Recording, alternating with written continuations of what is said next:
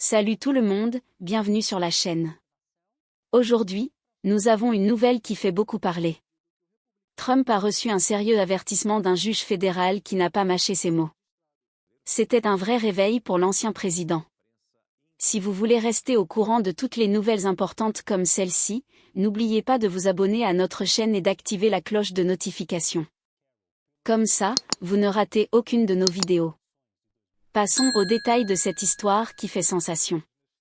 Le silence de la salle d'audience fut brisé seulement par la voix ferme du juge fédéral Zia Faruqi. Dans un discours qui dura un peu plus de 20 minutes, il lança une attaque directe contre l'administration de Donald Trump et le département de la justice. L'atmosphère était tendue. Le juge ne se limita pas à de simples remarques techniques. Chaque phrase ressemblait à un rugissement, un appel à l'attention pour un pays qui, selon lui, flirtait avec une crise constitutionnelle. Ce 4 septembre, Faruqi se leva de sa chaise pour renforcer son point. Les juges quittent rarement leur position solennelle, mais il le fit volontairement. Il voulait être vu, entendu et retenu. En pointant du doigt les avocats du gouvernement, il déclara qu'il ne s'agissait pas seulement d'erreurs procédurales. Pour lui, quelque chose de beaucoup plus profond était en jeu. Nous avons encore une démocratie constitutionnelle, dit-il en insistant sur le mot encore. La phrase résonna dans le tribunal comme un avertissement que le temps passait et que la démocratie américaine n'était pas indestructible. Selon le juge, l'administration dépassait des limites qui devraient être respectées par tout gouvernement, quel que soit l'occupant de la Maison-Blanche. La cible de sa critique fut l'attitude du département de la justice dans des affaires récentes. Des documents mal préparés, des accusations fragiles et des arrestations sans preuves solides formaient un schéma dangereux. Faruqi affirma qu'il ne voyait pas seulement de l'incompétence mais aussi un choix délibéré de forcer les limites de la loi. Quand le pouvoir exécutif s'amuse à étirer la Constitution jusqu'au point de rupture, avertit-il, c'est le peuple qui souffre. Les mots du juge eurent un effet immédiat.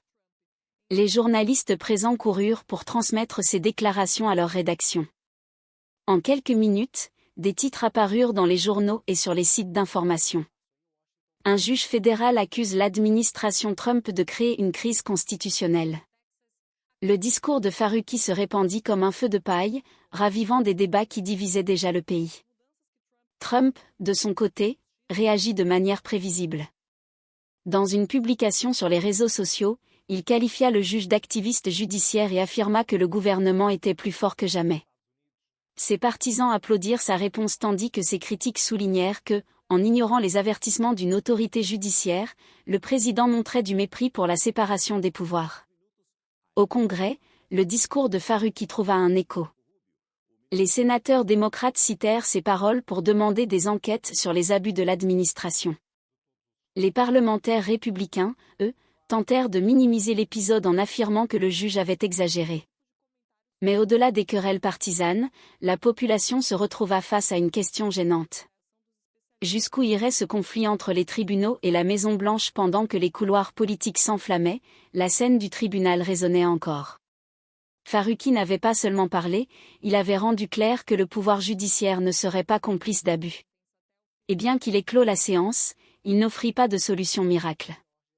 Son rôle, rappela-t-il, était de garantir que la Constitution ne soit pas oubliée dans la tourmente politique. Le discours du juge se termina sans applaudissements ni célébration. Un silence lourd plana dans l'air comme si chacun présent avait compris la gravité de la situation. Le pays continuait d'avancer mais désormais avec plus de doutes que de réponses. Et c'est dans ce climat tendu, où les tribunaux défiaient le pouvoir exécutif, que de nouveaux événements commencèrent à se dessiner à Washington. Bientôt, la ville verrait non seulement des paroles fortes mais aussi la présence physique des troupes. La capitale américaine n'avait jamais connu un spectacle pareil. Les habitants de Washington se réveillèrent face à une scène qui rappelait plus une zone de guerre qu'une ville démocratique. Des véhicules blindés stationnaient dans les rues, des soldats armés patrouillaient devant les bâtiments publics et des checkpoints se multipliaient dans les quartiers résidentiels. L'administration Trump affirmait qu'il s'agissait d'une mesure de sécurité. Pour les habitants, c'était une occupation militaire forcée. Les réactions furent immédiates. Des maires locaux dénoncèrent une violation de l'autonomie de la ville. Les associations de défense des droits civiques évoquèrent un climat d'intimidation. Même certains responsables de la police métropolitaine, habitués à gérer de grandes manifestations, déclarèrent qu'une telle présence militaire n'était ni nécessaire ni proportionnée. Washington n'était pas une zone de guerre. Pourtant, la Maison-Blanche traitait ses propres citoyens comme une menace interne. Ce déploiement ne se limita pas aux rues principales. Des témoignages rapportèrent que des soldats avaient été vus dans des parcs publics, des stations de métro et même autour des écoles. Mais le plus surprenant fut l'utilisation inhabituelle des troupes. Après avoir licencié en masse les employés municipaux chargés de l'entretien des espaces verts, le gouvernement ordonna à la Garde nationale de s'occuper du paysagisme. Des militaires, équipés de gilets pare-balles, furent photographiés en train de tondre des pelouses et tailler des buissons. L'image fit le tour du pays, provoquant à la fois indignation et moquerie. Pour les partisans de Trump, cela démontrait efficacité et discipline. Pour ses détracteurs, c'était la preuve d'un gouvernement qui mélangeait autorité militaire et gestion domestique, brouillant dangereusement les lignes entre l'armée et la société civile. Cette confusion renforça l'accusation selon laquelle l'administration cherchait à normaliser l'usage des forces armées sur le territoire national, en dehors de situations d'urgence réelles. La presse, habituellement polarisée, trouva cette fois-ci peu d'arguments pour défendre la décision présidentielle. Même certains médias traditionnellement favorables à Trump exprimèrent des doutes. Un éditorial titra que l'armée n'était pas un service de jardinage. Un autre rappela que le rôle de la Garde nationale était de protéger le pays, non pas de remplacer des jardiniers municipaux congédiés. Les images de soldats tenant des râteaux et des pelles restèrent comme un symbole d'inefficacité gouvernementale. Les critiques ne venaient pas seulement des opposants politiques. Des anciens responsables militaires publièrent des lettres ouvertes où ils avertissaient des risques liés à ce type de mission. Selon eux, détourner la Garde nationale de sa mission principale pour accomplir des tâches civiles banalisait l'usage de la force armée et sapait la confiance du public dans l'institution. Plusieurs rappelaient que l'histoire américaine avait été construite sur une séparation claire entre armée et population. Pour les habitants de Washington, la vie quotidienne se compliquait. Les barrages ralentissaient les trajets, les rues étaient bruyantes de convois militaires et les parcs ressemblaient davantage à des camps d'entraînement. L'inconfort se mêlait à la peur. Beaucoup se demandaient combien de temps durerait cette occupation et quel serait son véritable objectif. À mesure que les tensions augmentaient, une question se faisait plus pressante. Le gouvernement allait-il élargir ce type de déploiement à d'autres villes où Washington restait-elle une vitrine politique destinée à montrer la force présidentielle au monde entier? Les signaux de la Maison-Blanche restaient flous. Trump insistait sur la nécessité de maintenir l'ordre, mais ses actions montraient un usage inédit de l'armée pour des fonctions qui n'avaient rien à voir avec la sécurité. Alors que les débats enflammaient le pays, les tribunaux continuaient à recevoir des dossiers liés à ces mesures. Des affaires judiciaires commencèrent à révéler un autre aspect inquiétant de cette répression. Des citoyens arrêtés arbitrairement allaient bientôt attirer l'attention des juges et mettre en lumière des failles profondes du système. Les semaines suivantes confirmèrent ce que les juges redoutaient déjà. Une série de dossiers fédéraux furent retirés les uns après les autres, exposant au grand jour les faiblesses du département de la justice sous l'administration Trump. Ce qui devait représenter une campagne de fermeté et de contrôle à Washington se transforma rapidement en un catalogue d'erreurs judiciaires embarrassantes. Les audiences révélaient toute la même mécanique. Des arrestations rapides, des accusations précipitées, puis un effondrement complet devant les tribunaux. Les procureurs se présentaient sans preuves solides, incapables de convaincre les juges. Dans plusieurs cas, les dossiers ne contenaient même pas les éléments de base requis pour engager un procès. Chaque abandon d'affaires ajoutait un poids supplémentaire au discrédit du département de la justice. Pour les juges fédéraux, cette accumulation devenait intenable. Ils soulignaient qu'il ne s'agissait pas seulement d'échecs isolés, mais d'un véritable schéma. La stratégie de répression menée à Washington semblait fondée sur l'apparence de l'action plutôt que sur la légalité. Arrêter d'abord, enquêter ensuite. Une inversion totale des principes de justice. La possibilité de fausses incarcérations commença à être évoquée avec sérieux. Les avocats de la défense parlaient déjà d'action en justice pour obtenir des réparations. Certains estimaient que le gouvernement fédéral pourrait bientôt être confronté à une vague de demandes d'indemnisation de la part de citoyens injustement emprisonnés. Pour une administration qui prétendait incarner la loi et l'ordre, ce scénario représentait une contradiction cinglante. Au cœur de ce fiasco judiciaire, un nom revenait sans cesse. Jeanine Pirro, procureure en charge d'une partie des dossiers les plus sensibles à Washington, se retrouvait au centre des critiques. Sa mission consistait à convaincre les grands jurys d'engager des poursuites contre les personnes arrêtées. Mais les résultats furent catastrophiques. 6 fois de suite, elle échoua à obtenir un seul acte d'accusation. Chaque échec résonnait comme une gifle publique. Les observateurs rappelèrent que dans le système fédéral, obtenir un acte d'accusation d'un grand jury est normalement une formalité. Les preuves doivent être suffisantes pour convaincre, mais la barre reste relativement basse. Le fait qu'aucun jury ne trouve les arguments de Pirro crédibles illustrait la faiblesse extrême des dossiers. Les médias s'emparèrent rapidement de cette série noire. Les chaînes d'information répétaient que le département de la justice ne parvenait pas à justifier ses propres arrestations. Des éditoriaux accusaient l'administration d'avoir transformé le système judiciaire en instrument politique inefficace. Même certains alliés du président, habituellement prompts à défendre chaque décision, peinaient à trouver des excuses plausibles. Dans les couloirs du département de la justice, le malaise grandissait. Les procureurs plus expérimentés craignaient que la réputation de l'institution entière soit compromise. Plusieurs juges avertirent que la confiance du public envers la justice fédérale risquait de s'effondrer si ce cycle de fiasco se poursuivait. Pour les habitants de Washington, chaque nouvelle affaire rejetée renforçait un sentiment d'arbitraire. Beaucoup se demandaient combien d'innocents avaient déjà subi des arrestations injustifiées. L'ombre d'un scandale national commençait à planer. Alors que le climat politique se durcissait, un autre front judiciaire allait bientôt s'ouvrir. Des tribunaux de Californie examineraient une affaire encore plus explosive, mettant en cause l'usage direct de l'armée par l'administration Trump.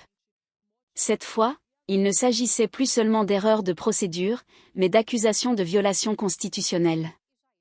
Alors que la capitale américaine vivait sous tension, un nouveau front judiciaire s'ouvrit en Californie. Pendant 3 jours d'audiences intenses, le juge fédéral David Breyer examina une question qui allait marquer l'histoire des États-Unis. Le verdict tomba comme un coup de tonnerre.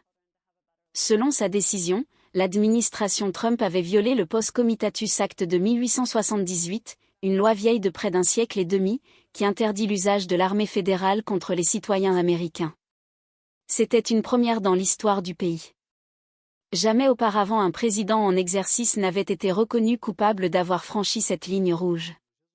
Le juge Breyer insista sur le caractère inédit et dangereux de cette violation. Il rappela que le Post Comitatus Act avait été conçu pour protéger la démocratie américaine de toute tentation autoritaire, en garantissant que l'armée ne soit pas utilisée comme un outil politique intérieur. L'affaire révélait que les troupes déployées à Washington n'avaient pas été mobilisées seulement pour des missions de soutien logistique ou de sécurité.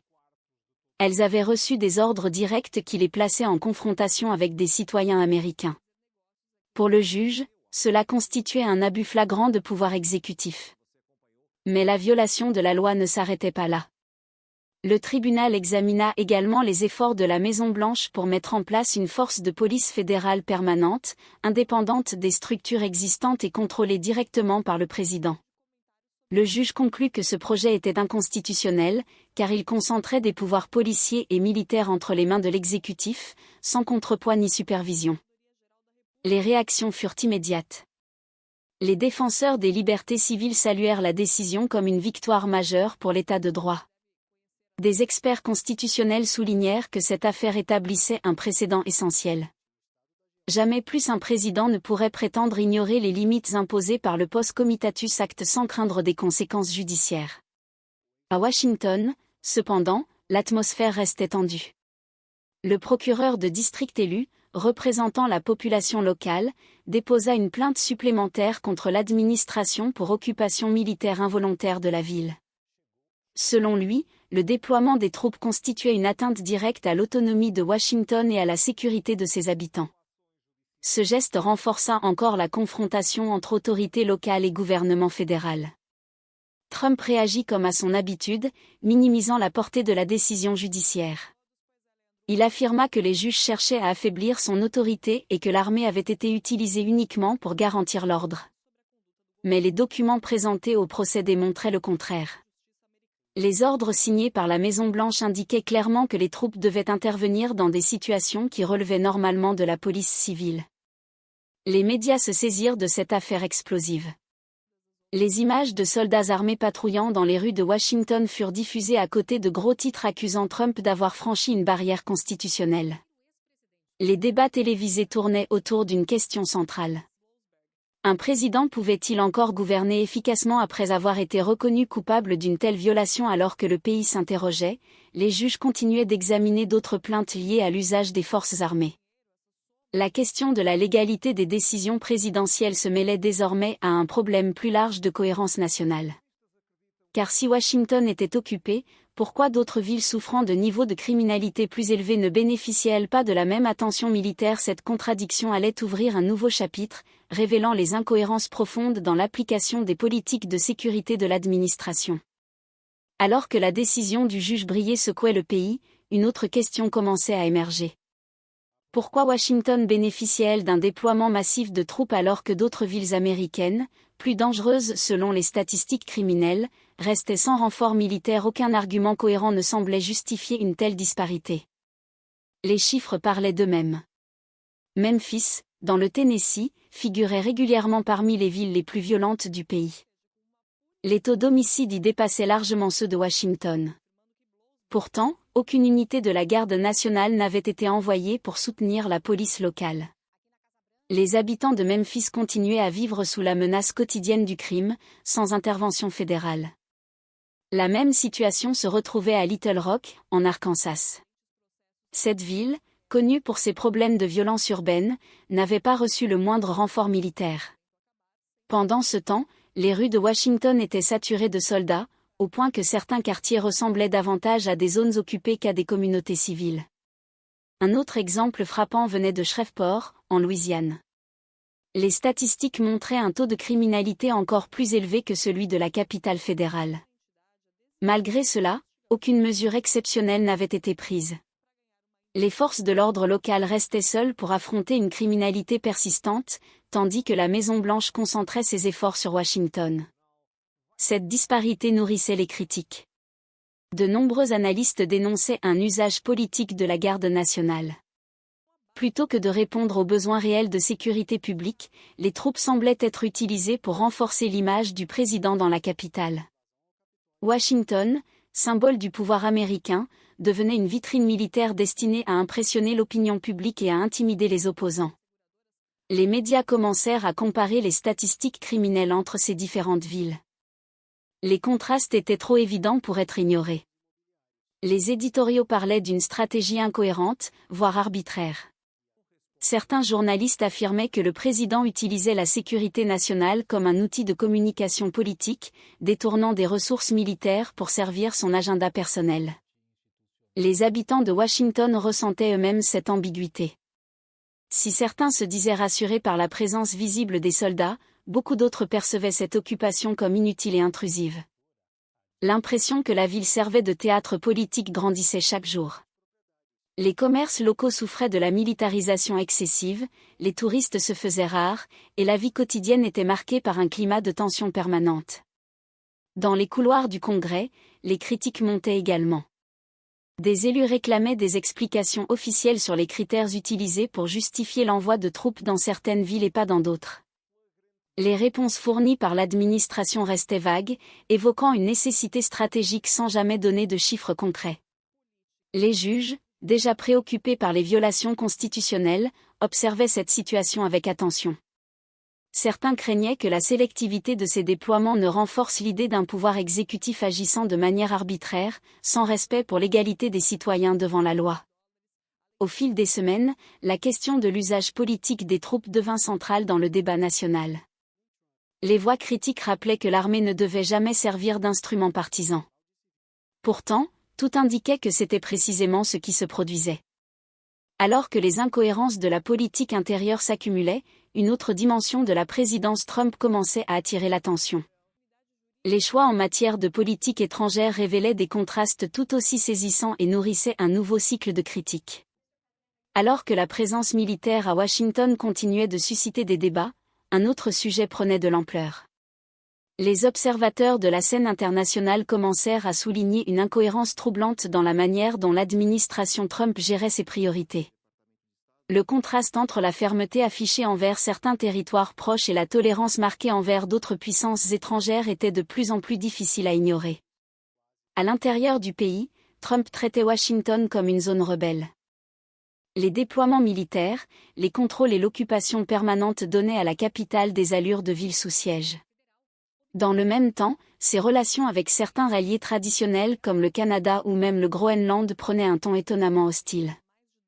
Les négociations commerciales étaient tendues, les discours présidentiels pointaient du doigt ses partenaires comme s'ils constituaient une menace sérieuse pour la sécurité nationale. Ce climat contrastait fortement avec l'attitude du président à l'égard de la Russie. Alors que Moscou poursuivait ses activités militaires en Europe de l'Est et ses opérations de renseignement contre l'Occident, Trump continuait à adopter un ton conciliant avec Vladimir Poutine.